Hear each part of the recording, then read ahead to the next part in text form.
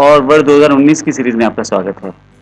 इस सेशन में बात करते हैं नेक्स्ट जो हमारे पास नया ऑप्शन अवेलेबल हुआ है एमएस वर्ड 2019 में, वो है 3D मॉडल्स के रूप में।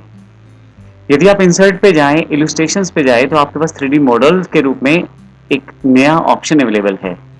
3D मॉडल्स, अभी इसके लिए मैं सबसे पहले एक ब्लैंक शीट खोल लेता हूं ताकि आसानी से हमें समझ आ जाए।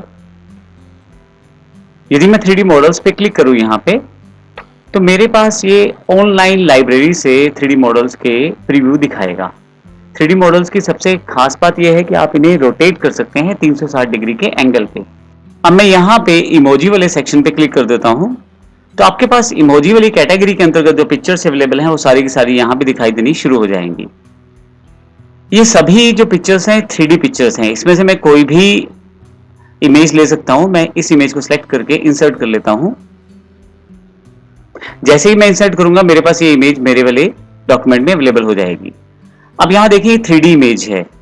अब इसको मैं अगर क्लिक करूं तो यहाँ एक रोटेशन के लिए बटन अवेलेबल है।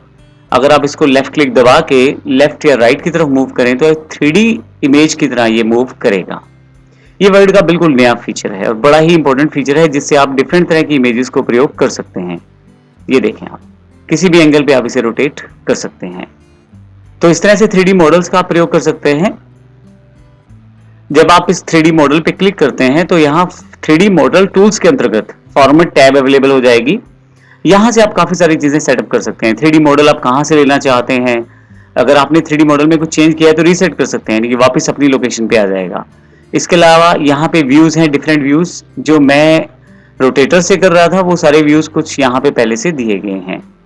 आप अल्टरनेट टेक्स्ट दे सकते हैं एक्सेसिबिलिटी बढ़ाने के लिए। अगर अब मैं क्लिक करूं तो यहाँ पे जो मैं टेक्स्ट देना चाहता हूं वो टेक्स्ट यहाँ पे अवेलेबल हो जाएगा एक्सेसिबिलिटी को बढ़ाने के लिए। वो व्यक्ति जो किसी कारण से आपकी इमेजेस को देख नहीं पा सकते, वे रीडेबिलिटी ऑप्शन के द्वारा, एक तरह से अल्टरनेटिव टेक्स्ट के द्वारा समझ सकते हैं कि इस जगह कौन सा ऑब्जेक्ट प्लेस किया गया है।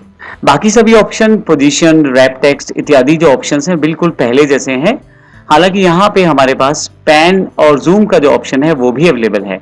पैन जूम के साथ आप चीजों को थोड़ा सा और जूम और बैकअप में ले सकते हैं। देखिए, मैं यहाँ पे माउस की तरह से जूम और अनजूम कर रहा हूँ।